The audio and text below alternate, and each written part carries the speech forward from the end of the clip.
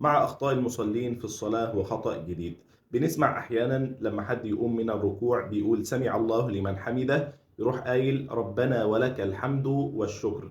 الشكر الزيادة دي ما وردتش عن النبي صلى الله عليه وسلم، بس فيه 7 صور وردوا عن النبي صلى الله عليه وسلم.